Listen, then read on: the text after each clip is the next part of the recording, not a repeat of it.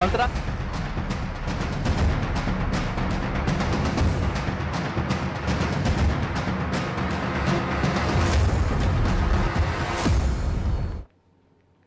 नमस्कार, एक बार फिर से आपका स्वागत। मैं हूं आपके साथ पारुल। तो आज है सत्ता का असल फाइनल। आज है वो मंगलवार जब खुलेगी प्रत्याशियों की किस्मत। किसके कितने विकेट गिरे, किसने कितने विकेट लिए, कौन रहा मैन ऑफ द मैच और कौन रहा बेस्ट प्लेयर का खिताब किसको जाता है।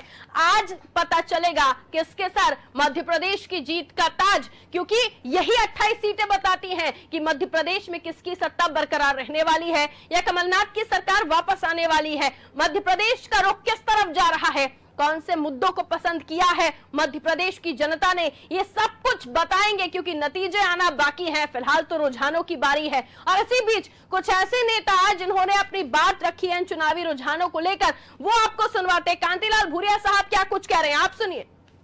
पार्टी अपनी कोशिश करती है, कांग्रेस ने भी कोशिश की, अच्छे लोगों से सब मिलकर काम किया है, मगर मतदाता क्या फैसला करते हैं वो मतदाता के ऊपर है। तो उनके हिसाब से जो हुआ है, तो आज वो मतगणना हो रही है, रिजल्ट अब आएगा, आगे देखते हैं। दिग्विजय सिंह साहब कह रहे हैं तो सही है, ईवीएम में भी गड़बड़ी है और बीजेपी इसमें इसी तरह से बेईमानी करके ही जीतती हमेशा। वो तो कुछ जगह करते हैं, सिलेक्टेड बूथ के ऊपर ईवीएम को फिट करके रख देते हैं। वो चुनाव आयोग क्या क्या कर रहा है, क्या वो तो आप समझ नहीं पा रहे हैं। जबकि चुनाव आयोग स्वतंत्र है, वो किसी में बंधन में क्यों इतना हो रहा है वो समझना पड़ेगा। वो तो हमेशा शुरू से कांग्रेस गवर्नमेंट भी सेंटर में रही, स्टेट में रही, कभी उनके ऊपर कोई दबाव नहीं, कोई बात तो उनके ऊपर फैसला छोड़ देते। अभी शुरुआती रुझान आए, अभी कई राउंड बाकी है और जिस प्रकार से ईवीएम खुलती जाएगी उस प्रकार से नतीजे आते जाएंगे। और मध्य प्रदेश की जनता पे पूर्ण भरोसा है कि मध्य प्रदेश के बिकाऊ लाल मिलावट रामों को सबक सिखाने के लिए मध्य प्रदेश की जनता ने मत किया होगा। और स्पष्ट रूप से मध्य प्रदेश में जो जनता के जनादेश के द्वारा चुनी हुई सरकार वापस मध्य प्रदेश के अंदर बनेगी। स्पष्ट वरिष्ठ नेताओं ने जो बात कही है और पूरे विश्व में जो बातें चल रही है उसके ऊपर हमेशा सबको सोचना चाहिए। और हक और अधिकार हर पार्टी का है, हर दल का है, हर राजनेता का है कि इस देश के अंदर अपने विचारों को रखे और उन्हीं विचारों के माध्यम से जो भरोसा लोकतंत्र है, क्या एक भरोसे की चीज है और इस पर जिस चीज पे अगर भरोसा कम हो रहा है उस चीज को बदल के नई भरोसेमंद चीजों के ऊपर हमें देश के ऊपर सोचना चाहिए, विचार करना चाहिए। क्योंकि लोकतंत्र मजबूत रहेगा, देश मजबूत रहेगा, तभी इस देश की हम लोकतांत्रिक मूल्यों की रक्षा कर पाएंगे। खराब जा रहा है, ये गलतफहमी में कहा है। अभी तो मंगलवार है, अभी मंगल पूरा होगा और अभी आप देखेंगे भगवान हनुमान जी के भक्त कमलनाथ जी के नेतृत्व में मध्य प्रदेश में कांग्रेस की सरकार बनेगी। तो चलिए, कमलनाथ जी के नेतृत्व में सरकार बनेगी या शिवराज जी की सरकार बरकरार रहेगी, ये तो शाम तक पता चलेगा। अभी तो सिर्फ बातें ही सुनिए और अभी सिर्फ आकलन और रुझानों पर ही बात की जा सकती है। और चलिए, मेहमानों से आपका तारुफ करवा देती हूँ, क्योंकि इन मेहमानों के पास हम जाएंगे और समझेंगे कि जनता ने किन चीजों को पसंद किया और किन्हें नहीं पसंद किया, तो क्यों ये प्रत्याशी या ये पार्टियां उन मुद्दों को लेकर जनता के बीच पहुंची, किस तरह की स्ट्रैटेजी कामयाब हो रही है, ये तमाम चीजों को समझेंगे। पहले आपका परिचय। कांग्रेस से ब्रजेश पांडे जी हमारे साथ इस वक्त जुड़े हुए, बहुत स्वागत करती हूँ ब्रजेश पांडे जी का। बीजेपी से चेतन सिंह जी हमारे साथ जुड़े हुए, चेतन जी का बहुत बहुत स्वागत। मेहमान हमारे साथ जो स्टूडियो में मौजूद है गोविंद मालू जी हमारे साथ जुड़े हुए बीजेपी से, बहुत स्वागत गोविंद मालू जी का। रवि अवस्थी साहब वरिष्ठ पत्रकार हमारे साथ जुड़े हुए, रवि अवस्थी साहब का भी बहुत स्वागत। और मनोज वर्मा जी हमारे पॉलिटिकल एडिटर हमारे साथ इस वक्त जुड़े हुए हैं। आपसे भी चर्चा की शुरुआत मनोज सर की, आपने तमाम चीजों को समझा, से पहले भी आप चर्चा में हमारे साथ बने हुए थे। अभी भी आपने कुणाल चौधरी जी का आत्मविश्वास सुना और कांतिलाल भूरिया जी का। ये संस्थाओं पर, जो संवैधानिक संस्थाएं हैं, उन पर अब सवाल उठने लगे हैं। और इससे पहले दिग्विजय सिंह साहब ने जब अनादि टीवी से बातचीत की तो उन्होंने कहा कि अभी तो ईवीएम खुलना बाकी है और भी कई आरोप। अब आरोपों का दौर शुरू हो गया है सर, क्या कहेंगे? देखिए, पिछले 2-3 चुनावों से देखें पारुल, तो ईवीएम पर सवाल उठना कोई नई बात नहीं। हमने देखा पूरे देश के तमाम हिस्सों में, तो मध्य प्रदेश भी अछूता नहीं। लेकिन सबसे आश्चर्य की बात है कि कांतिलाल भूरिया केंद्रीय मंत्री रहे, मध्य प्रदेश कांग्रेस के अध्यक्ष रहे हैं और वो खुद झाबुआ का लोकसभा चुनाव हारे थे, उनका बेटा विक्रांत भूरिया चुनाव हार गया था। और बाई इलेक्शन जब हुआ था, जब बीजेपी के सांसद ने अपनी सीट छोड़ी थी, तो उसी ईवीएम से वोटिंग हुई थी, जिसका उपचुनाव में पहला उपचुनाव हुआ था जिसमें कांतिलाल भूरिया जीते थे। और वही नेता अगर ईवीएम की विश्वसनीयता पर सवाल खड़े करता है तो यह बड़ा आश्चर्य की बात है कि अगर आप जिस चीज से आप कुछ चुनाव जीत रहे हैं, उसी ईवीएम से 2018 का चुनाव हुआ था, कांग्रेस ने 114 सीटें जीती थी और बहुमत के 2 अंक पीछे रह गई थी, जोड़ तोड़ से सरकार बनी, 15 महीने सरकार भी बनाई। कुणाल चौधरी भी कह रहे हैं कि जनादेश पर भरोसा है, कि जनता के ऊपर भरोसा। तो जब जनता पर आपको भरोसा है तो जनता पर सब कुछ छोड़ दीजिए, क्यों आप ईवीएम की विश्वसनीयता पर सवाल उठाते हैं? क्योंकि जब चुनाव आयोग ये कहता है कि ये ईवीएम मशीन में आप गड़बड़ी करके दिखाइए, खुला चैलेंज देते हैं, वो एक भी राजनीतिक दल सामने नहीं आता है, एक आम आदमी पार्टी का नेता आता है, लेकिन वो ईवीएम अपने बनवाई हुई लेकर आते हैं, जो चुनाव आयोग इस्तेमाल करता है वो लेकर नहीं आते हैं।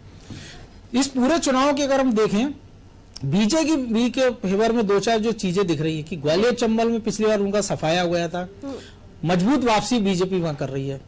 मालवा निवाड़, जिसके बारे में मध्य प्रदेश में कहा जाता है कि मालवा निवाड़ जिसका बीजेपी या कांग्रेस का, उसकी मध्य प्रदेश में सरकार। पिछले 3 चुनाव आप देखिए, 2003 का, 8 का, 13 का, बीजेपी मजबूत स्थिति में रही मालवा में, तो मध्य प्रदेश में बहुमत से सरकार बनाई, कंफर्टेबल बहुमत से। 18 में देखिए मालवा निवाड़ में कांग्रेस को अच्छी सफलता मिली, नतीजा यह रहा कि बीजेपी सरकार से बाहर हो गई। इस मालवा निवाड़ में क्लीन स्वीप करती दिख रही है अभी स्थिति में, 1-2 सीट ऊपर नीचे हो सकती है। तो ये कह सकते हैं कि बीजेपी के लिए प्लस पॉइंट ये है कि अब 3 साल और चलते चुनाव में, और अगले कुछ महीनों में नगरीय निकाय के चुनाव होना है। पहले जो नगरीय निकाय के 16 जो नगर पालिकाएं थी, बीजेपी के सब में महापौर थे, जो नगर परिषद थी छोटी, और जितने चुनाव थे उसमें बीजेपी को बम्पर सफलता मिली थी। तो एक ग्राउंड कह सकते हैं कि बीजेपी के लिए तैयार होगा, और बीजेपी को एक आत्ममंथन का मौका रहेगा इस चुनाव में, विधानसभा में कहां कमी रही, सिंधिया का साथ, कांग्रेस के कार्यकर्ता, कांग्रेस का स्ट्रक्चर खत्म होना, बीजेपी संघ का मजबूत केडर, इसके बाद अगर ग्वालियर चंबल में अगर आधी सीटें आप गंवा रहे हैं, इसका मतलब है कि बीजेपी को अलार्मिंग है ये कि 2 साल बाद, 3 साल बाद जब आप चुनाव में जाएंगे 2023 के विधानसभा में, तब आपको कौन कौन से आपके जो लूप होल से उनको ठीक करना है, आपको जातिगत समीकरण बिठाना है, आपको सारी चीजें देखना है, आपको जो विकास के वादे कर रहे हैं, दावे कर रहे हैं, उस पर आपको खरा उतरना है। और दूसरी एक चीज है कि जो बेरोजगारी जैसे मुद्दे, जो कांग्रेस के साथ भी गले की हड्डी बने कि उन्होंने कहा था जो बेरोजगारों को भत्ता देने की बात, और हमने बिहार में हम देख रहे हैं कि ठीक है कि अभी एनडीए बहुमत बनाए हुए, लेकिन महागठबंधन जैसे नेक टू नेक चल रहा है, और जो मुद्दा वहां भी बेरोजगारी थी। सुशासन देख लिया सबने नीतीश कुमार का कि सड़क बिजली पानी, मध्य प्रदेश में भी सरकार ने कहा सड़क बिजली पानी। नीतीश कुमार 15 साल सत्ता में रहे, बीजेपी 15 साल सत्ता में रही। बीजेपी दिग्विजय सिंह के कुशासन को गिनाती है, वो वहां लालू के कुशासन को। जो लेकिन नई पीढ़ी है, जो पहली बार का वोटर है, दूसरी बार का वोटर है, उसने दिग्विजय सिंह शासनकाल की ना बिजली की दिक्कतें देखी ना सड़क देखी है। उसको रोजगार चाहिए, उसको अच्छे शिक्षा के संस्थान चाहिए, उसको अच्छा मेडिकल की सुविधा चाहिए। तो मुझे लगता है कि अब जो 3 साल है, इस आत्ममंथन का समय है। बीजेपी के लिए भी सरकार उनकी बनने वाली है, बनी रही है, बरकरार रहेगी, और कांग्रेस के लिए भी। अरुण, बिल्कुल, तो कंफर्टेबल पोजीशन में फिलहाल जो रुझान है उसके हिसाब से बीजेपी दिखाई दे रही है। और इसी बीच चलिए कुछ और प्रतिक्रियाएं हैं, मैं आप ही के साथ में लौटूंगी। आप मेहमानों की तरफ कुछ और प्रतिक्रियाएं हैं हमारे पास आई हैं रुझानों को लेकर, और क्या कुछ वो प्रतिक्रियाएं हैं वो आपको सुनाते हैं, उन पर भी आगे चर्चा होगी। पार्टी के जिला अध्यक्ष खंडेलवाल जी सरेआम मोबाइल लेके घूम रहे हैं, सार्वजनिक रूप से वो सबसे टेलीफोन को यूज करके उनसे बात कर रहे हैं, फोटोग्राफ्स ले रहे हैं। तो सभी एजेंटों को सबको मोबाइल यहाँ प्रतिबंधित है, तो किस हैसियत से मोबाइल लेके वो आ रहे हैं, सार्वजनिक रूप से मोबाइल का यूज कर रहे हैं। उस चीज की आपत्ति हमने आकर हिसाब से ली है, फिर शिकायत करी। आपका भी मोबाइल क्या रखा गया था? नहीं, मोबाइल हम लोग लाए यहाँ पे, मोबाइल अलग नहीं है, तो किस तरीके से। अच्छा, मतगणना की स्थिति अभी क्या रुकवा दी आपने? कानून का उल्लंघन करा, उन पर वैधानिक कानूनी कार्रवाई की जाए। अंदर क्या स्थिति है अभी, क्या रुक गई है प्रक्रिया अभी? नहीं, प्रक्रिया अपनी जगह चालू है। मोबाइल उन्होंने पुलिस ने रखा है उनका, हमने इसीलिए राइटिंग प्रक्रिया भी नहीं, प्रक्रिया अपनी जगह चालू है। मोबाइल उन्होंने पुलिस ने रखा है उनका, हमने इसीलिए राइटिंग में उनको दिया है कि मोबाइल जब्त करके उन पर वैधानिक कार्रवाई की जाए। हमने लिखित में दिया है, कमी कार्रवाई का आश्वासन दिया हमको। इसकी बौखलाहट निश्चित रूप से दिख रही है। इस प्रकार का कोई मोबाइल अंदर नहीं गया, ना ही किसी प्रकार का कोई विवाद हुआ है। कांग्रेस हार का कारण बौखला के इस प्रकार के बयान दे रही है। इसकी जांच होगी और जांच के बाद निर्णय। आप लेके गए थे मोबाइल अंदर? नहीं लेके गए। आपको कोई मोबाइल जब्त हुआ है? पुलिस के पास कोई मोबाइल एक जो है जब्त की भी अंदर से कोई जब्त चर्चा ऐसी चल रही है कि जिला अध्यक्ष का मोबाइल है, कोई मोबाइल जब्त नहीं हुआ। नहीं, अब जो है लिखित में शिकायत ऑब्जर्वर को की है, राजनीतिक जांच करेंगे। आप मानते हैं कि अंदर अभी जो प्रतिबंध है मोबाइल, तो सबको ही रोकना चाहिए, किसी तरह नियम का पालन सबको करना चाहिए? सबको करना चाहिए नियम का। तो देखिए आगे का होता भी तो शुरुआत है, अभी पहला राउंड है जी। और कितने राउंड की काउंटिंग है ये तो आपको बताइए। 23 राउंड की काउंटिंग है। 23 में पहला राउंड है, पहले से क्या मिला जीत को लेकर आप कितनी आश्वस्त हैं? 100%। ये तो मुझे भी पता है कि हमारा नरवर मंडल है, उसमें हम पीछे रहेंगे कुछ मतों से। क्या कारण रहेगा उसका? और उसके कारण अपनी भौगोलिक परिस्थितियां हैं, सामाजिक परिस्थितियां, ये सब चीजें रहते हैं। लेकिन इसका मतलब ये नहीं कि हम बीजेपी आएंगे तो बीजेपी आगे रहेगी। पार्टी के जिला अध्यक्ष खंडेलवाल जी सरेआम मोबाइल लेके घूम रहे हैं। और चलिए इसी बीच एक बड़ी खबर आ रही है, सबसे पहले उससे आपको रूबरू करा देते हैं। ये हाट पिपलिया से आप प्रतिक्रियाएं सुन रहे थे, जहां ये कहा जा रहा है कि एजेंट्स जो है मोबाइल लेकर जा रहा है। अब एक बड़ी खबर आपको बता दें, इस वक्त दूसरे राउंड की गिनती पूरी हो गई है। ग्वालियर में डबरा में, माफ कीजिए, डबरा में इमरती देवी है प्रत्याशी यहाँ से बीजेपी की, और इमरती देवी को अभी तक 6420 यानी 6420 वोट मिले हैं। ये बड़ी अपडेट आपको दे रहे हैं, इलेक्शन अपडेट। 887 मतों से आगे चल रही है बीजेपी। इमरती देवी डबरा से आगे चल रही हैं। 6450 वोट उन्हें अभी तक मिल चुके हैं, और दूसरा राउंड भी है अभी जो पूरा हुआ है। हालांकि फिलहाल कुछ भी कहना जल्दबाजी, लेकिन जिस तरह से आत्मविश्वास से लबरेज इमरती देवी नजर आई, सुबह भी उन्होंने मीडिया से बात की कि डबरा की जनता उन्हें पसंद करती है, डबरा की जनता का आशीर्वाद उनके साथ है।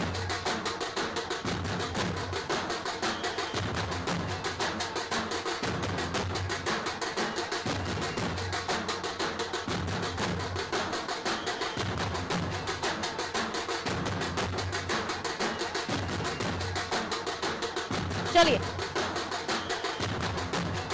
तो अपडेट के साथ अब आपको हम तस्वीरें दिखाएंगे बीजेपी मुख्यालय की, जहां वॉर रूम बनाया गया है। वीडी शर्मा साहब, शिवराज सिंह चौहान साहब, ये तमाम लोग वहां मौजूद हैं। वॉर रूम बनाया गया है, यहाँ पर नजर रखी जा रही है पूरे मध्य प्रदेश के 19 जिलों में जहां जहां मतगणना चल रही है। तो ये मॉनिटरिंग के लिए एक वॉर रूम बनाया गया है, जहां वीडी शर्मा साहब, शिवराज सिंह चौहान साहब मौजूद हैं। और इसी बीच बातचीत हुई भूपेंद्र सिंह साहब से, उनका क्या कुछ कहना है इस पूरे रुझान को लेकर, सबसे पहले आप वो सुन लीजिए। मध्य प्रदेश उपचुनाव के शुरुआती रुझान आना शुरू हो गए। हमारे साथ भूपेंद्र सिंह जी हैं। सर क्या लगता है किस तरह की स्थिति? ये शानदार जीत हो रही है भारतीय जनता पार्टी की। स्थायी सरकार हम प्रदेश की जनता को देंगे, और जो प्रदेश की जनता की अपेक्षा है हम लोगों से, वो उस पर हम लोग खरे उतरने की कोशिश करेंगे। अगर जरूरत पड़ती है, जैसे नहीं आते हैं, तो क्या निर्दलियों को भी साथ रखा जाएगा? निर्दलीय अभी भी हमारे ही साथ है, निर्दलीय हमारे साथ है, बसपा सपा हमारे साथ है। उन्होंने कहा भी है, वो पहले से साथ थे, अभी भी साथ हैं, आगे भी साथ रहेंगे। दिग्विजय सिंह ट्वीट कर रहे हैं कि मंगलवार का दिन है और हनुमान भक्त हैं कमलनाथ जी। देखिए, मंगलवार तो सबका होता है, मंगलवार का कोई ऐसा पेटी कॉन्टेक्ट नहीं है, ये हम सबका मंगलवार है। हमारे लिए भी मंगलवार है, हम लोग भी हनुमान जी को मानते हैं। तो ऐसा थोड़ी कि अकेले कमलनाथ जी हनुमान जी को मानते, हम लोग भी हनुमान जी को मानते हैं, इसलिए उनकी कृपा हम पे हो रही है। कांग्रेस कह रही है कि इंतजार करिए, तो भी शुरुआती बात है। यही कहता, जो हारता वो यही कहता है, वो आखिरी तक के लिए कहता है, पर रुझान से चीजें स्पष्ट हो जाती। क्या अगली रणनीति क्या रहेगी बीजेपी? स्थायी सरकार देना मध्य प्रदेश को, आत्मनिर्भर मध्य प्रदेश बनाना, विकास की तरफ आगे बढ़ना, ये रणनीति। बिल्कुल, ये थे भूपेंद्र सिंह जी। इनका कहना है कि स्थायी सरकार ही देना बीजेपी का लक्ष्य, और अधिकांश सीटों पर बीजेपी की जीत होगी। कैमरामैन मनीष के साथ भोपाल से नारी टीवी के लिए अंकुर अधोरिया, मध्य प्रदेश। तो रुझानों को देखिए तो एक बड़ी बढ़त की तरफ आगे बढ़ती हुई बीजेपी दिखाई दे रही है, कंफर्टेबल पोजीशन में। लेकिन कांग्रेस को अभी भी मशक्कत करना बाकी है, क्योंकि भूपेंद्र सिंह साहब ने तो कहा कि निर्दलीय बसपा सपा तो हमारे साथ है, यानी कि पूरी की पूरी 28 सीटें जीतनी होगी कांग्रेस को, सरकार बनानी है। तो आगे बढ़ते हुए बीजेपी से गोविंद बालू जी हमारे साथ बैठे हुए हैं। गोविंद बालू जी, आप क्या कहना चाहेंगे? कांग्रेस का तो जनता की नब्ज पर हाथ भी नहीं है, और मध्य प्रदेश की वास्तविकता पर भी हाथ नहीं है, उनका ध्यान भी नहीं है। इसलिए पूरे चुनाव में उन्होंने विकास सुशासन के मुद्दे को एक तरफ करके और केवल व्यक्ति चरित्र हनन की राजनीति में ही पूरी पार्टी को झोंक के रखा। चाहे भोपाल से उनका सेंटर चल रहा हो, चाहे ग्वालियर का हो, चाहे इंदौर से हो, कहीं भी हमने बार बार उस बात को टाला, और हमने फोकस किया विकास और सुशासन पर। हमने फोकस किया भ्रष्टाचार के खिलाफ हमारे अभियान पर, हमने फोकस किया जन कल्याण की योजनाओं पर, और हमने इन सब बातों की सिलसिलेवार सब जानकारी दी, विगत बताई। और कांग्रेस के भी जो 15 महीने की पूरी कुशासन की पूरी जो प्रक्रिया थी और जो उनका जन कल्याण के प्रति नजरिया था, उनको भी लोगों के सामने हमने रखा और हमने लोगों से ये पूछा कि आप किसको चाहते हैं, किसको वोट देंगे। और ये हमेशा कभी सिंधिया जी के खिलाफ, कभी शिवराज जी के खिलाफ, कभी और किसी के खिलाफ, केवल व्यक्ति चरित्र हनन की राजनीति में लगे रहे और कांग्रेस के पास कहने को कुछ नहीं था। बार बार वचन भंग, हमने कहा कि आपने वचन भंग किया, वो बताते सिलसिलेवार कि हमने इतने वचन पूरे किए। केवल कहने भर से कुछ नहीं होता है। कर्ज माफी पर भी बार बार उनके स्टैंड बदलते रहे। बेरोजगारी भत्ते पर उन्होंने खुद ने विधानसभा में ये कहा था कि हमारे पास तो ऐसी कोई योजना विचाराधीन नहीं है। जनता सब समझती है कि कौन वचन को निभाता है, कौन अपने संकल्प को पूरा करता है और कौन वचन भंग करता है, और कौन हमारे कल्याण की राजनीति करता है और कौन अपने स्वयं के कल्याण की राजनीति करता है। केवल भ्रष्टाचार पूरे 15 महीने में जो कांग्रेस की सरकार ने किया, तबादलों में जिस तरह से भ्रष्टाचार हुआ, इसी के कारण बार बार उनके विधायक भी कहते रहे कि ये हम जब क्षेत्र में जाते हैं तो हमें सुनना पड़ती है, ये काम पूरा करना है, वो काम पूरा करना है। कमलनाथ जी उनकी सुनते नहीं थे, दिन में 4 लोगों से मिलते थे। आइसोलेशन कोरोना बाद में आया, ये पहले आइसोलेशन में थे। ये आइसोलेशन की सरकार का परिणाम है कि उनको जनता ने बता दिया कि अब आप आइसोलेशन में रहिए। ब्रजेश जी जवाब देंगे आपकी बातों का। ब्रजेश जी, और टोटकों से कुछ नहीं होगा, पाखंड से कुछ नहीं होगा, जन कल्याण की बात करनी पड़ेगी। देखिए पारुल जी आज चुनाव परिणाम आ रहा, हम समझ रहे हैं ये समूचे देश के लोकतंत्र का सबसे बड़े चुनाव का परिणाम है, क्योंकि मध्य प्रदेश के साथ बिहार शरीक राज्य में भी आज चुनाव था और ये एक रुझान है, एक ट्रेंड है। आप देखिए बिहार में शुरुआती रुझान जो आपके चैनल में दिख रहा है, वहां पर महागठबंधन आगे बढ़ रहा था, लेकिन अब एनडीए आगे बढ़ रहा है। ये कुछ भी सुनिश्चित नहीं है, ये 2 घंटे बाद तय हो पाएगा कि कौन आगे बढ़ रहा है, कौन पीछे जा रहा है। लेकिन मैं इतना चाह रहा हूं कि जिस तरह से मध्य प्रदेश के अंदर शिवराज सिंह जी ने 4थी बार सरकार बनाई लोकतंत्र की कत्ल करके, उसके बाद इस पूरे चुनाव में शिवराज सिंह जी ने सरकार की मशीनरी का दुरुपयोग किया, पैसों का शराब हर जगह बांटी गई, हर तरह से कोशिश की गई किसी तरह से भी लोकतंत्र का चिरहरण किया जाए। के बाद भी हमको मध्य प्रदेश की जनता जनार्दन पे विश्वास है, हमको उन 7.5 करोड़ जनता पे के आशीर्वाद पे विश्वास है जो मध्य प्रदेश के अंदर कांग्रेस से प्यार करते हैं और कांग्रेस की नीतियों को अपने जीवन में उसकी रीत और नीति को अपनाते हैं। सबसे बड़ी बात यह है सरकार किसकी बनती है किसकी नहीं, ये तो 1-2 घंटे बाद क्लियर होगा, लेकिन सबसे बड़ी बात यह है कि जनता जनार्दन आज तय कर देगी कि वास्तव में मध्य प्रदेश के अंदर वचन पत्र की बातें, संकल्प पत्र की बातें जनता के साथ लागू किसने किया, या ढकोसली पंथी की सरकार पहले 15 साल और अब के 7 महीनों में चलाया। कोरोना के संक्रमण काल में खाली बातें की गई, कहीं भी पीपीई किट नहीं थी, हर जगह भ्रष्टाचार की बू आ रही थी। उसके बाद भी मुझे विश्वास है कि मध्य प्रदेश की 7.5 करोड़ जनता कांग्रेस के साथ रहेगी और जब परिणाम का रिजल्ट आएगा 1-2 घंटे बाद, तब आप स्वतः देखेंगे कि कांग्रेस हर जगह पे लीड करते हुए नजर आएगी।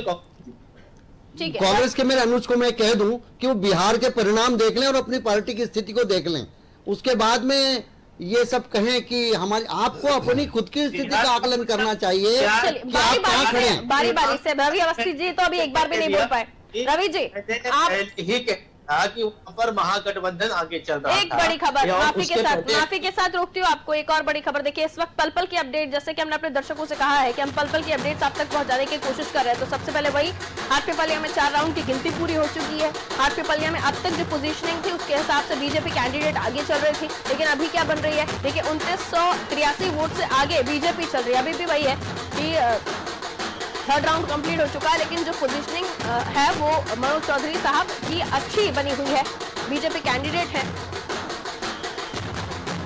लेकिन आगे भी इंतजार करना ही होगा। राजवीर सिंह बघेल इनके सामने थे और फिलहाल वो तो पीछे ही चल रहे, जाहिर है पहली बार चुनाव लड़ रहे थे और उनके सामने मनोज चौधरी जी। और इसी के साथ हम चर्चा की तरफ आगे बढ़ेंगे, लेकिन एक और बड़ी खबर माफी के साथ आप लोगों को रोकना चाहूंगी और एक और बड़ी खबर हम अपने दर्शकों को बता दें, उसके बाद वापस से हम चर्चा की तरफ आएंगे। एक और बड़ी खबर आपको बता देते हैं, अशोकनगर में 4 राउंड की गिनती पूरी हो चुकी है। सर अशोकनगर जहां पर 4 राउंड की गिनती पूरी हो चुकी है, यहां भी अब तक जो है हालात कांग्रेस के पक्ष में जा रहे थे। और अभी भी शायद वही दिखाई दे रहे। देखिए जजपाल सिंह जज्जी साहब बीजेपी के प्रत्याशी है, लेकिन अब पीछे चल रहे थे। 3992 वोट। अशोकनगर में 4 राउंड की गिनती पूरी। जज्जी साहब फिलहाल पीछे दिखाई दे रहे हैं।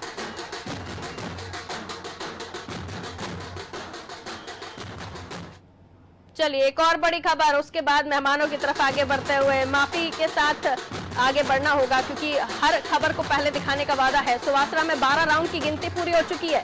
सुवासरा जहां 12 राउंड की गिनती पूरी हो चुकी है, ये भी एक ऐसी सीट थी जिस पर सबकी नजरें गड़ी हुई थी। बीजेपी प्रत्याशी हैं, उनकी बढ़त दिखाई दे रही है फिलहाल, और हरदीप सिंह डंग यहां से कैंडिडेट हैं। ये पहले वो कैंडिडेट थे जिन्होंने सबसे पहले पार्टी छोड़ दी थी, रिजाइन कर दिया था विधायकी से। 12 राउंड की गिनती यहाँ पूरी हो चुकी है और डंग साहब आगे चल रहे हैं, यानी जनता ने इनके डिसीजन को फिलहाल तक तो सराहा था, पार्टी बदलने वाला। और चलिए रवि सर के पास चलते। रवि सर, देखिए पारुल जी, देखिए मध्य प्रदेश के जो 28 सीटों के उपचुनाव हुए, इसमें कांग्रेस के लिए पहले से ही तय हो गया था कि 100% रिजल्ट तो कांग्रेस के पक्ष में आना नहीं था, तो उसके साथ दिक्कतें शुरुआत से थी जी। जो भी खोना है वो कांग्रेस को खोना है जी। भाजपा के पास तो जो भी, क्योंकि 28 में से 27 सीटों पे चुनाव कांग्रेस के प्रत्याशियों की, कांग्रेस के उम्मीदवारों की वजह से हुए जी, तो निश्चित तौर पर भारतीय जनता पार्टी जो भी कर रही है वो गए नहीं कर रही, लाभ में ही है। और अब उसके लिए जो प्रारंभिक रुझान आए, हालांकि 5 से 6 राउंड कई जगह पूरे हो चुके हैं, कुछ जगह सुवासरा में जैसे आप बता रहे हैं कि 12 राउंड पूरे हो चुके हैं, तो निश्चित तौर पर शाम तक स्थिति पूरी तरह क्लियर हो जाएगी। लेकिन जो प्रारंभिक रुझान है वो बता रहे हैं कि भारतीय जनता पार्टी को स्थायी सरकार देने में कोई दिक्कत नहीं है। हालांकि ये देखा गया है कि भाजपा ने, हालांकि मैं सुबह बीडी शर्मा जी को एक चैनल पर सुन रहा था, उन्होंने कहा था कि संकट के समय हमारे साथ जो खड़ा रहा है हम उसका पूरा सम्मान करते हैं। खास करके ये बात उन्होंने जो निर्दलीय 4 विधायक हैं और सपा बसपा के विधायक, उनको लेकर कही थी। तो अगर चुनाव में भी देखा जाए पारुल जी, तो कांग्रेस से वो जिनको, जो लोग भाजपा में आए हैं उन्हें अपना वादा भाजपा ने निभाया और सभी को 25 सीटों पर टिकट दिए गए, तो ये एक बड़ी बात है। जहां तक दूसरी बड़ी एक चीज इस पूरे चुनाव फैक्टर में ये भी देखनी पड़ेगी कि कांग्रेस संगठन के साथ कई जगह उम्मीदवारों का, दमदार उम्मीदवारों का बहुत टोटा रहा। अगर आप बमोरी देख लें, कन्हैयालाल अग्रवाल भाजपा से आए, तत्काल टिकट दे दिया। पारुल साहू सुर्खी में आई, एक दिन पहले उनको दूसरे दिन टिकट मिल गया। तो ऐसी कई जगह परिस्थितियां बनी हैं जिनके कारण कांग्रेस को दिक्कतों का सामना करना पड़ रहा है और वो नतीजे भी उसी के अनुरूप आ रहे हैं। तो निश्चित तौर पर पूरे उपचुनाव में अगर देखा जाए तो भाजपा ने ताकत के साथ चुनाव प्रचार किया है, वो कांग्रेस में कहीं नजर नहीं आया। अंत तक उन पर आरोप लगते रहे कि कमलनाथ जी को छोड़ के बाकी कोई वरिष्ठ नेता सामने नहीं आया। आखिरी के 4-5 दिन में दिग्विजय सिंह जी कुछ सीटों पर घूमे हैं, कांतिलाल भूरिया 1-2 सीटों पर गए हैं। तो ये जो तमाम चीजें, आप चुनाव को, भारतीय जनता पार्टी चुनाव को चुनाव की तरह लड़ती दिखी, लेकिन कांग्रेस में वो चीज नजर नहीं आई पारुल जी, तो उसका नुकसान स्वाभाविक है। आप जब मैदान में नहीं दिखेंगे तो मतदाता वही उसी को चुनेगा जो दिख रहा है। वन मैन आर्मी की तरह फाइट कर रहे थे कमलनाथ जी, सभी जगह अकेले ही घूम रहे थे, जाहिर है। और जो स्टार प्रचारक की सूची थी उसमें से भी जिन लोगों का आना था, राहुल गांधी, प्रियंका गांधी, उनमें से कोई भी दिखाई नहीं दिया। चेतन जी से अब हम आगे बढ़ते हुए बात करते हुए, चेतन जी, जैसे कि अभी रवि सर ने भी बताया कि ठीक है, लेकिन आपकी तरफ से तो आपने सारे धुरंधर उतार दिए थे, उसके बाद भी ग्वालियर चंबल फिलहाल उतना अच्छा प्रेजेंटेशन नहीं दे रहा है आपका। देखिए, मध्य प्रदेश में हमने मध्य प्रदेश की लोकल इकाई से चुनाव लड़ा है जी। आप कांग्रेस से प्रश्न पूछिए, जिन्होंने धुरंधरों के नाम दिए थे, राष्ट्रीय नेताओं के नाम दिए, वो क्यों नहीं आए? उन्होंने अपेक्षित हार को देख लिया था, वो समझ गए थे, इसलिए नहीं आए।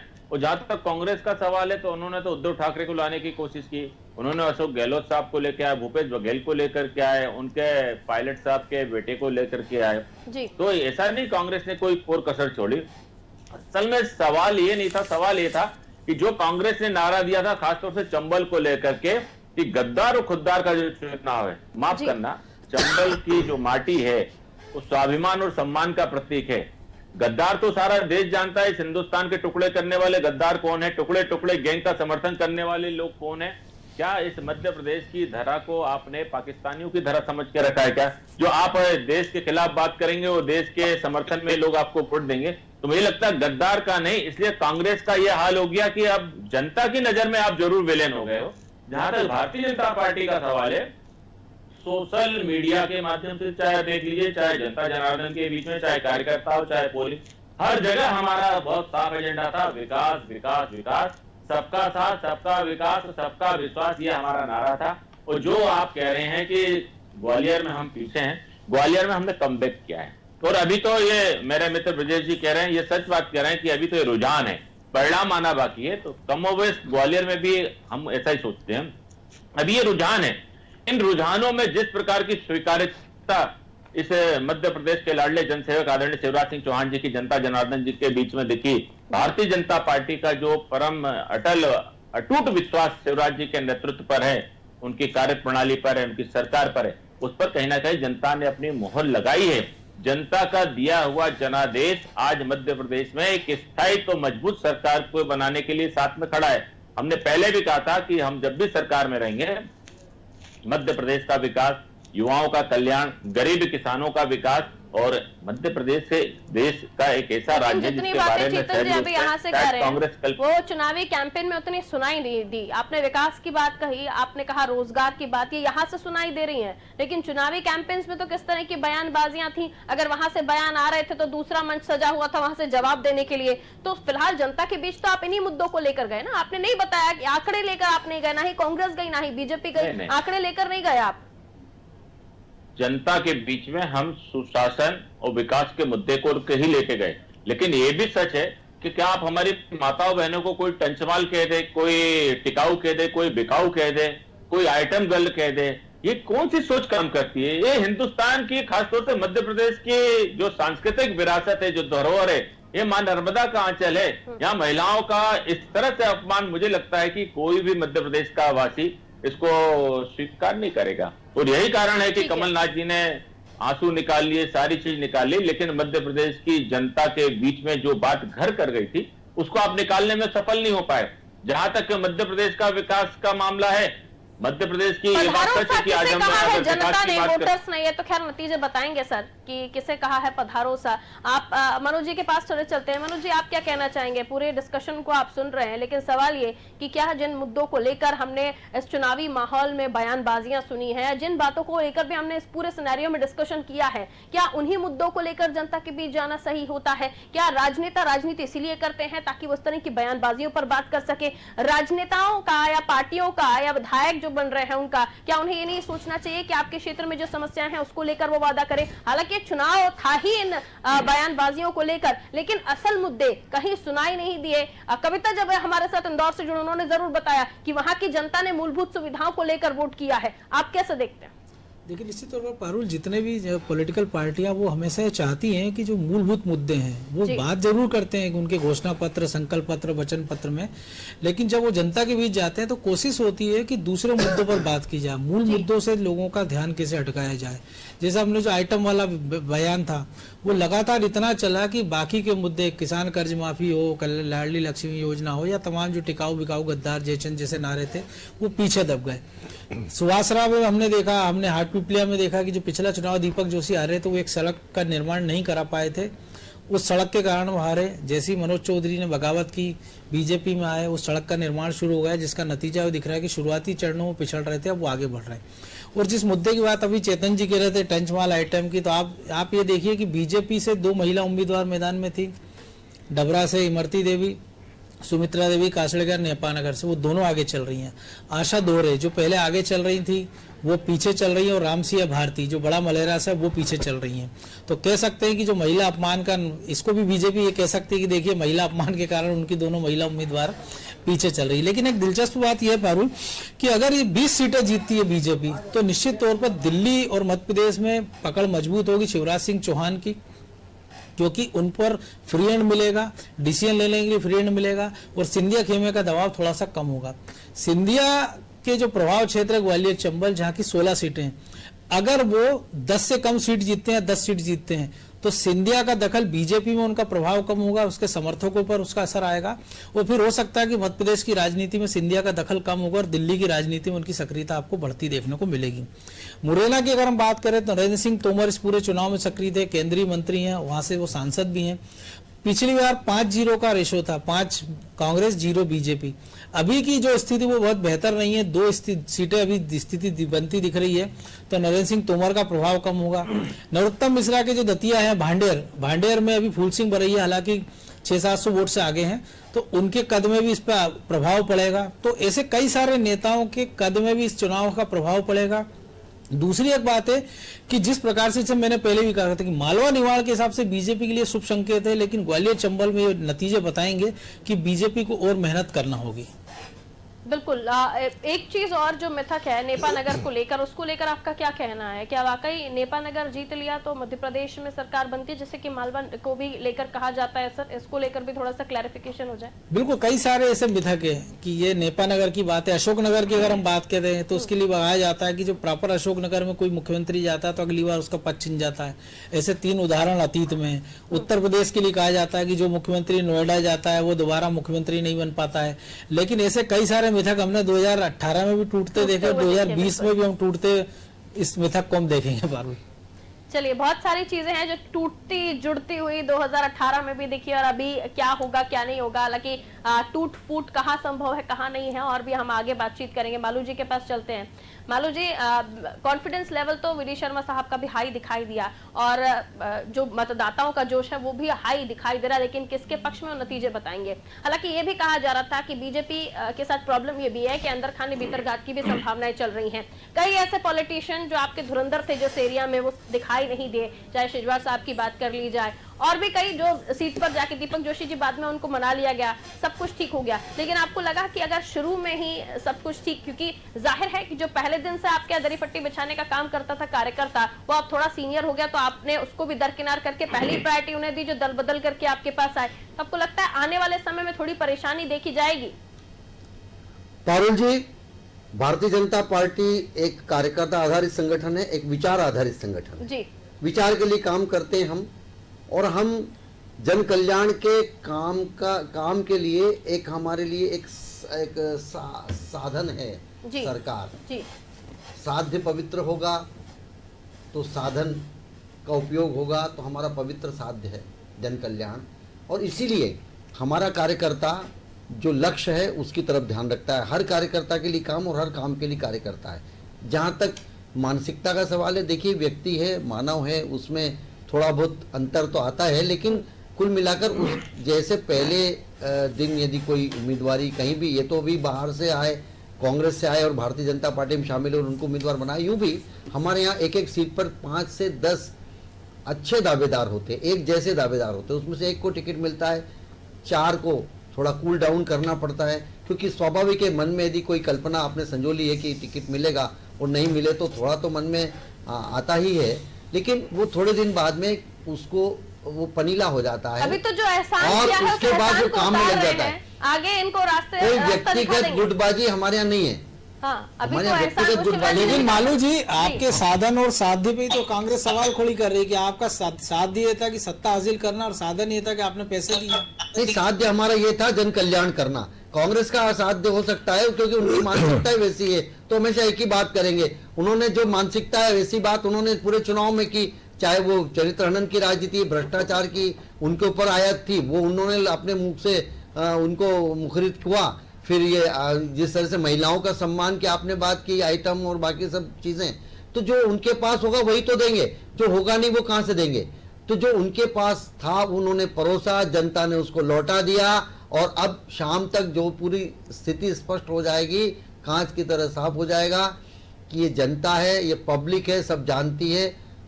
हम नहीं, आप नहीं, कई सारे आप सरी के जर्नलिस्ट घूमे, मैं मालवा निमाड़ में प्रभारी था, मैं पूरे टाइम रहा, आप भी उधर आए थे, सब लोग घूमे, उन्होंने देखा, जनता की नब्ज पर हाथ रखकर देखा कि आखिर क्या पक रहा है, क्या इनके अंदर वो टेम्पटेशन है जनता में, किस बात को लेकर विद्रोह है कांग्रेस के प्रति, किस बात को लेकर उनके मन में ललक है, प्यास है। उस प्यास को बुझाने का काम भारतीय जनता पार्टी पहले भी करती रही, और फिर मौका मिला था कांग्रेस को 15 महीने की सरकार में, लेकिन आते ही वही सड़क बिजली पानी, गए थे तब सड़क बिजली पानी, आए तो फिर सड़क बिजली पानी। और आपको मनोज जी, आपको तो याद है कि ऊर्जा मंत्री कहते थे कि बिजली इसलिए जा रही है कि चमगादड़ बैठ जाता है, चमगादड़ बैठ जाता है तो उसके लिए नई डिवाइस लाओ। तो भ्रष्टाचार के नए प्रकल्प खोलना कांग्रेस को आता है। वो जो चमगादड़ की दलील दे रहे थे वो तो अब आपकी टहनी पर लटके हुए हैं।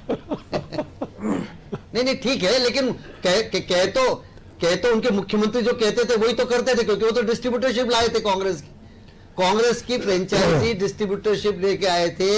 कल उनको दिल्ली दरबार में बुला लिया गया कि भैया बीजेपी ज्वाइन करने के बाद मनोज जी लगता है जो वापस दल बदल करके आए उनकी शुद्धि का भी कोई हवन पूजन किया गया होगा। अब उनके अंदर की जो आत्मा है जिसने बदलने के लिए कहा था दल, अब वो शुद्ध हो गई है, परिवर्तित। आपको याद होगा कि अभी जब कोरोना की शुरुआत हुई थी एक टनल बनाई गई थी कई जगह की, जिसके आप भीतर से आप गुजरेंगे तो आप सैनिटाइज हो जाएंगे, आपके विषाणु मर जाएंगे। तो मुझे लगता है कि पॉलिटिकल पार्टियां वही टनल हो गई है,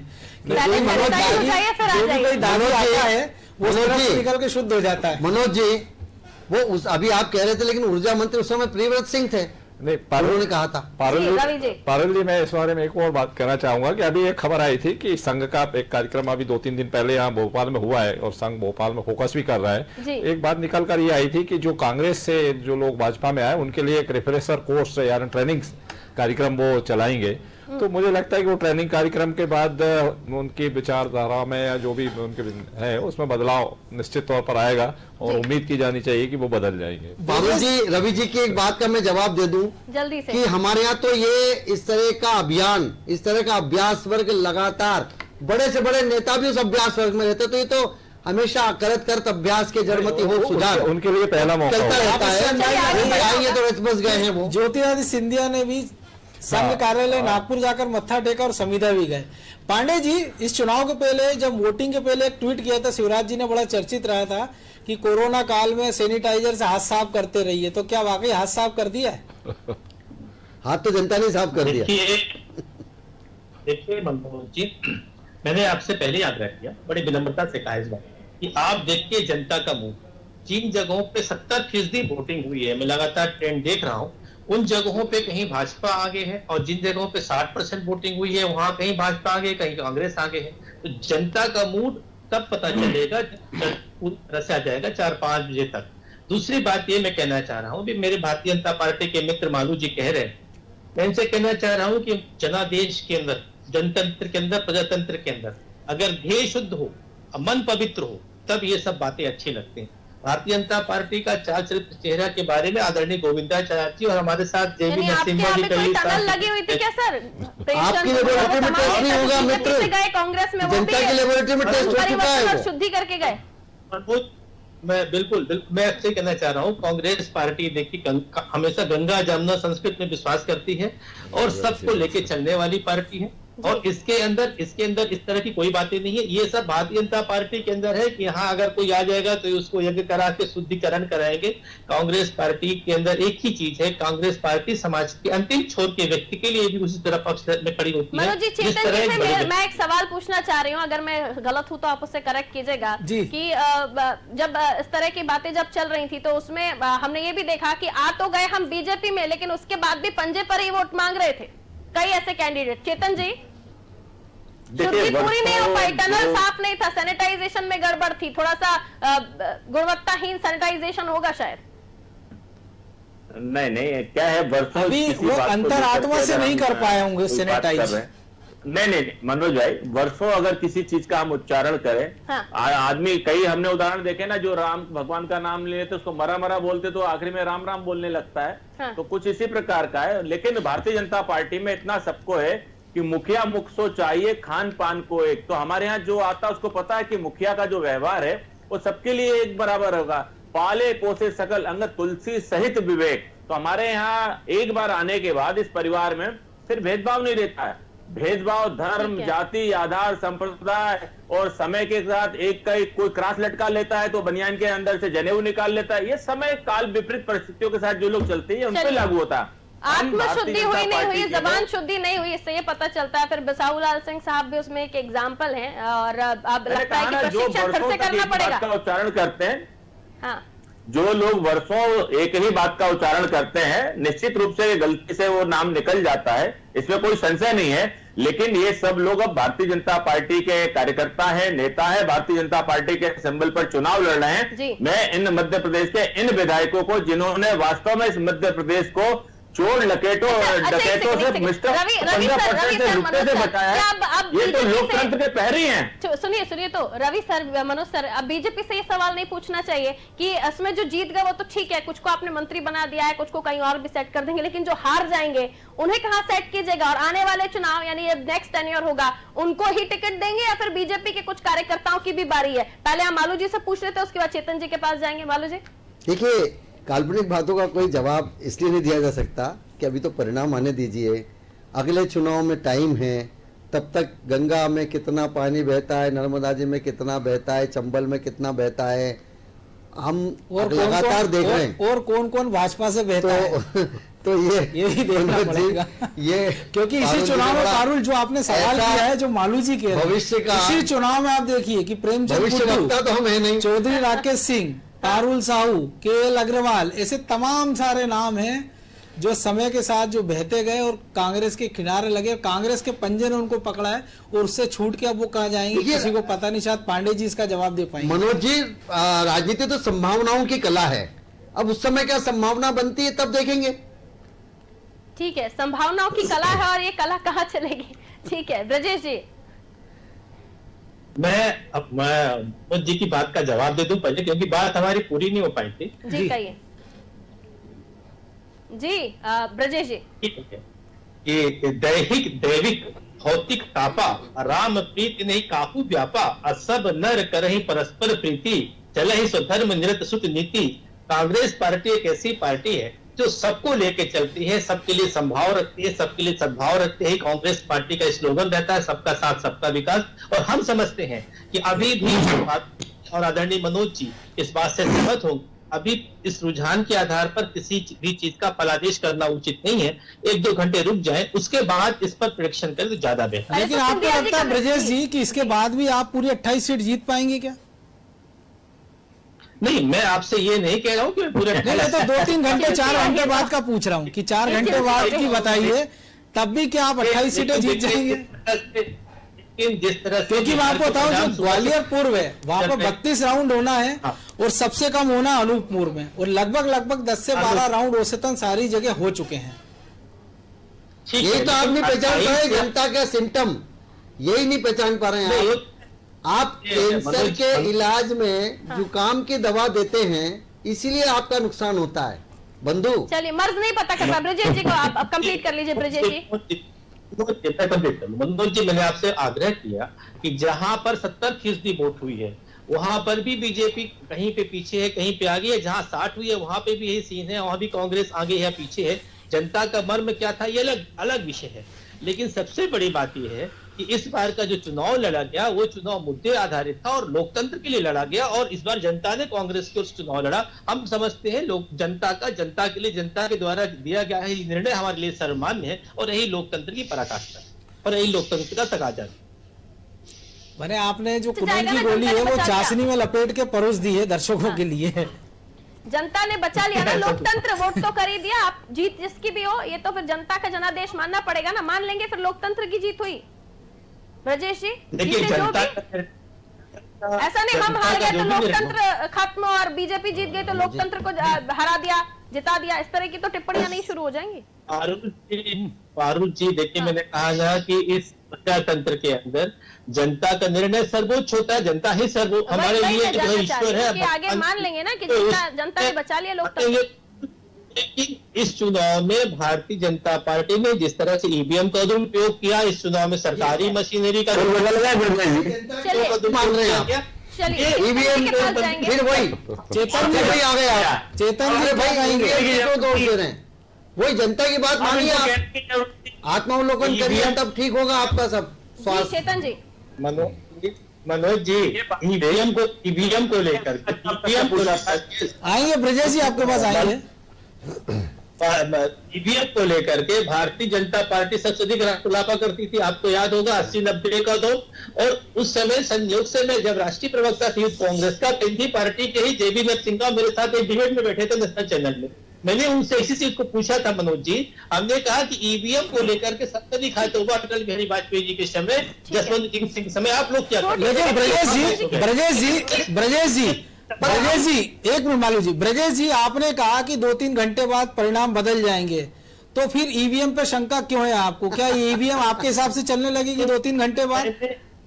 मैंने ये नहीं कहा, मैंने कहा 2-3 घंटे बाद परिणाम जो होंगे वो समझ में आएंगे। अभी तो रुझान है, तब परिणाम समझ में आएंगे। ये मतलब परिणाम आपको लग रहा है कि यही होंगे जो हम दिखा रहे हैं या जो एग्जिट पोल बता रहे हैं? देखिए, मैंने कहा ना कि बिहार का चुनाव इसकी ये सुबह कुछ था, दोपहर को कुछ है, शाम को कुछ होगा, इसीलिए कांग्रेस के साथ भी होना है। कांग्रेस को 28 सीटों में सर्वाधिक सीटें। चेतन जी, एक और सवाल आपसे, आपने ऐसी ईवीएम क्यों रखवाते हैं कि आपको 19 मिल जाती है, उनको 8 ही मिलती है? बराबरी का भी कर सकते हो आप। देखिए मनोज जी, जिसको देश के संविधान पर भरोसा नहीं, जिसको देश के सुप्रीम कोर्ट पर भरोसा नहीं, जिसको देश के आयोगों पर भरोसा नहीं, चुनाव आयोग पर नहीं, ईवीएम पे नहीं, फिर ये चुनाव चलिए कुछ नेटवर्क का इशू हुआ। हाँ। तो ये सारी चीजें आपके अनुकूल नहीं है तो आप उसका बायकॉट करिए ना, हिम्मत लाइए ना, हौसला लाइए। लेकिन इतना याद रखिए, मुझे नहीं आती उड़ती हुई पतंगों की तरह चालाकियां। मैं लोगों को गले लगा करके उनका गला काट दूं, वो मांझे हम लोग नहीं हैं। और यही बात जनता जानती है कि हम जो कहते हैं वो करते हैं। 28 चेतन जी 28 पतंग काटी है अभी आपने कांग्रेस की। देखिए, ये अपने घर 28 पतंग काटी अभी आपने कांग्रेस की। ये कहते हैं कि मध्य प्रदेश की, मनोज जी एक सेकेंड, मनोज जी ये कहते हैं कि मध्य प्रदेश की जनता ने पे भरोसा किया। अरे तुम्हारे घर के लोगों ने तुम पर अविश्वास प्रकट करके आपको ठुकरा करके चले गए। जिन लोगों का घर में ही भरोसा नहीं है, उस पर मध्य प्रदेश की 7.5 करोड़ जनता क्यों भरोसा करेगी? तो मध्य प्रदेश की जनता के हितों को सर्वोपरि मानते हुए उन लोगों ने इन लुटेरों से इस मध्य प्रदेश को बचा लिया है। नहीं तो ये तो 5 साल में इस मध्य प्रदेश को 2003 का मध्य प्रदेश बना देते। और आने वाली भावी पीढ़ी जिसको रोजगार की बात करते हैं। गोविंद मारू जी की छोटी सी टिप्पणी, उन्हें जाना है, गोविंद जी को जाना है। एक सेकंड। बिजली, पानी, सड़क, स्वास्थ्य, शिक्षा से तो बहुत सारी बातें हैं मनोज जी। अब ये चलते चलते सारी बातें कहना मुश्किल होगा, लेकिन कांग्रेस के नेताओं को समझ लेना चाहिए कि चेतन जी चलते चलते नहीं, क्योंकि जो लोग आपके यहाँ आए वो यही कह रहे थे कि कमलनाथ जी कहते थे चलिए चलिए, उसी कारण आप सरकार में आए हैं। देखिए, मैं अभी चैनल पर आपके समय को देख करके पारुल बहन बार बार कह रही दिखा रही, इसलिए मैं कह रहा हूं। बाकी मेरे यहाँ तो सारे, चाहे ब्रजेश जी आ जाए, इनको भी बढ़िया फ्रेंड से चाय पिलाऊंगा। आप कैसी बात कर रहे हैं मनोज? मालू जी जल्दी से फाइनल कमेंट। मैं कांग्रेस से बेहतर स्थित हूं। मालू जी फाइनल कमेंट। देखिए, जो जनता का मूड जो अपने उद्देश्यों के प्रति पवित्र उद्देश्य रखकर काम करता है, उसको जनता का प्रतिसाद मिलता है। वो जमाने लद गए कि जब कुछ भी गड़बड़ कर दो, कैसे भी लोकतंत्र को हथिया लो, अब नहीं चलेगा। ट्रांसपेरेंसी है सब दूर। और ये कांग्रेस के मित्र मेरे अपनी मतलब आंखें चार करने, सच्चाई से आंखें चार करना चाहिए, इससे आंखें चुरा रहे हैं। ये वास्तव में इनको इंट्रोस्पेक्शन करना चाहिए, अंतरावलोकन करना चाहिए कि आखिर हम कहाँ पर फेल हो रहे हैं। देखिए, आप बिहार में देखिए, पहले से सीटें कम हो गई। यहाँ पर आप देखिए कि जो बड़े दमखम के साथ कांग्रेस बड़ी जोर शोर से आई थी कि हम ऐसा कर लेंगे, 28 सीटें जीत लेंगे ऐसा, और खूब प्रचार प्रसार, खूब धुआंधार करने के बाद क्या हालत हुई।